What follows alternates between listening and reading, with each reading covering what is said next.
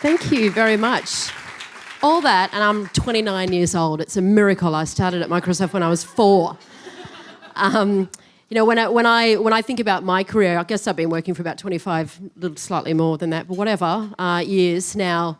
When I reflect on that, what I've actually done is built a career out of disruption. Sort of when you get to this end of your working life, and I'm probably about halfway, I think, you kind of sort of think about, well, where have I been, and where am I going, and what does this all mean? And when I look back on what I've done, actually, I've capitalised on disruption in every role that I've been in, and I think that's probably why I'm a shaker here today. It's not because of my dancing, I can tell you that right now.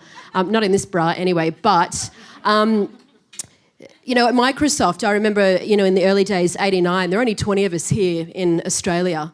And the vision of the company at that time, actually slightly after that, I started in product support, supporting a product called, I'm going to say this and it will date people around the room. I started supporting a product called DOS. Just this table then? Okay. So that was a long time ago. The vision of the company, not long after that, was a computer on every desktop and in every home. I don't know if everybody remembers that, but that was our stated mission in life. That's what we wanted to do. And back then in 89, 90, pre-internet, we weren't actually sure if that was possible. That was a really big, bold vision for a company to want to put, computing into every house. These things were expensive and they didn't do very much. And, you look around the room now and there's every single body in here has a computer in their pocket, in their handbag, possibly more than one. I've got one in my car, I've got an iPad, I've got a phone, I've got 3 on me right now, And so it's amazing when you think about, setting that vision and then the course for disruption around that. Same at Vodafone. When I went there, we were disrupting the landlines. This was the start of the mobile phone era. It was just as we were moving from feature phones, dumb phones, into the smartphones and the invention of the first caps, which was a really inexpensive way to have a phone, and we were really trying to disrupt landlines. And I don't know about you, but I haven't had a landline in my house now for about 3 years. We do everything over the internet or on our mobile phones, and so that was interesting. Fairfax Digital, interesting case of disruption there. Being a disruptor inside of a company trying to disrupt itself. Running all of the digital businesses inside a very, very large and traditional newspaper company. I mean, that was an amazing 6 years. I left there a couple of years ago.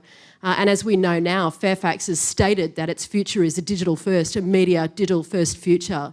And so it's sort of interesting, I look at my company now, Pandora Internet Radio, started 15 years ago in the US. It is a digital pure play for streaming radio. Download it to your phone. I'm not here to talk about Pandora. It's awesome. But we are here to disrupt radio, another traditional medium that is ripe for disruption because it's taken its eyes off what its customer wants. It's taken its eyes off where its customer has moved to. And so, in the next couple of years, it's my mission, and we are well on track to do this. I'll be running Australia's largest radio network within the next 12 to 18 months. And we do it because we focus very much on what people want. And the other thing that I've learned is that you set the course, you get your head down, you focus on this. I learnt this at Microsoft. We were a challenger brand in every category in 1990. You set the course, you lay the focus out, you do not pick your head up, you keep your eyes on the prize, do not get distracted by what's going on. At Pandora, people confuse us. So are you like Spotify? Are you like this? Are you like that? No, we're radio. We are here to disrupt radio.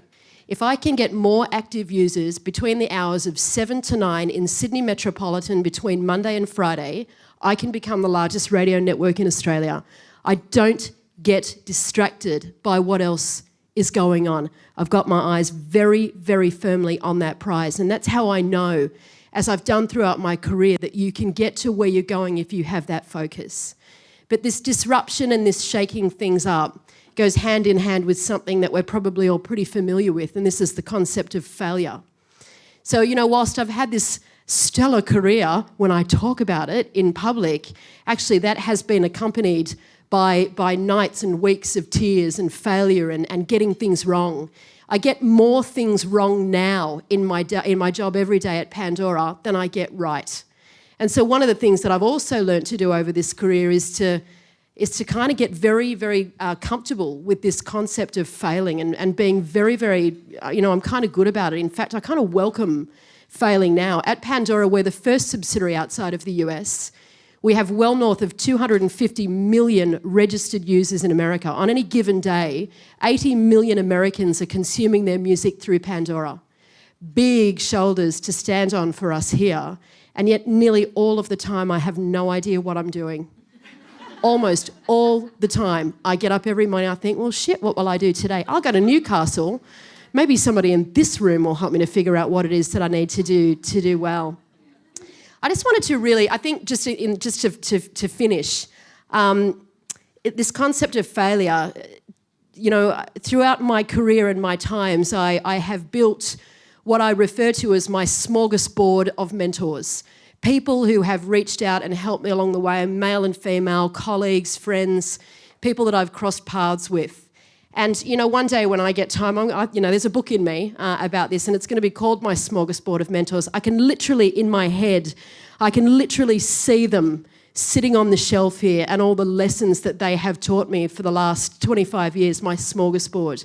There have been a number of aha moments for me, and I'm just going to share one of those with you. This was the single biggest thing I learnt that I believe turned my career around at a point where it could have all started to go very wrong for me. And I'm going to share this lesson with you. On my LinkedIn profile, I'm sure you're all on LinkedIn, I quite often blog about the lessons that I've learnt. So probably there's not a book in me because I've actually given it all away for free. I'm sure Pinky can help me with that a little bit later on. I quite often blog about the lessons that I've learnt along the way. So feel free to go and have a look at that on LinkedIn. But, you know, I was at a point in my career in Microsoft, I was the head of a very large division, the Office and Windows business. It was about $1 billion business back then, so it was a very, very large business for the company, and I was running this. I was on the senior management team. Most of my career has been massively male-dominated. Not that that's got a lot to do with it, but there is a reflection here in the story for me around that being a circumstance. I would go into these meetings, the senior management team meetings, and obviously we would talk about the business. And, you know, comments would be made and things weren't going well and, you know, this such and such didn't happen and that didn't make its revenue and that didn't work and nobody likes this and this was bad press and whatever. And when I was sitting in those meetings, I would find myself getting very upset and very frustrated about the conversations that were happening in the room. And the more that those conversations continued, the more that I would feel this overwhelming, you know, kind of sense of failure in me, and the fact that nobody really understood what I was doing, and I was working really hard, and, you know, here they were talking about all this stuff and nobody's here to help me, and, you know, it was very overwhelming at times to have such big responsibility on my shoulders and what felt to me like not a lot of support. And I remember one meeting, it was one night, we'd had a meeting, it hadn't really gone very well for me. And I went back to my office. This was the days of offices. We're all in open plan now, but I had an office back then. I miss having an office. I went back to my office and I shut the door and I put my head down on my desk and I just started to cry. We've probably all been there, right? Tears in the office. Those times when it just gets too much for you and it's very hard to see the forest for the trees. So there I am running this $1 billion business. I was thin, I was tall, I was fabulous. I'm in tears on my desk. Door flings open, managing director standing at the door. And I think, why have a door? You know, if you just fucking open it. It's a private moment. I could be on the toilet in here, but door flings open, there's the managing director. And he said to me, his name is Steve Vamos. He remains a really key mentor for me today. And he said to me, I'm going to use you as an example. Sorry. He said to me, Jane, you have an enormous amount of potential, but this is going to derail your career. You have got to learn to deal with that because that is going to stop you from achieving the potential that I see in you. Okay, cheers, mate. And he said, here's what I'm going to do for you. I am going to find somebody for you that you can go and talk to about this so you can sort that out. I said, okay, all right, thanks very much. Dried my tears, you know, took my mother off speakerphone. You'll call your mum. Sorry about that, mum. It's a personal moment. And this remarkable man who, you know, and there's plenty of them around, hooked me up with a very important mentor in my life, a lady called Diana Ryle, who was the first female managing director of Apple in Australia. She developed breast cancer, left that role went into recovery and has made a full recovery from breast cancer and started a consultancy coaching women, female executives, Explore for Success, XPLORE, a remarkable group. She's still in that business today. I do a bit of work with her.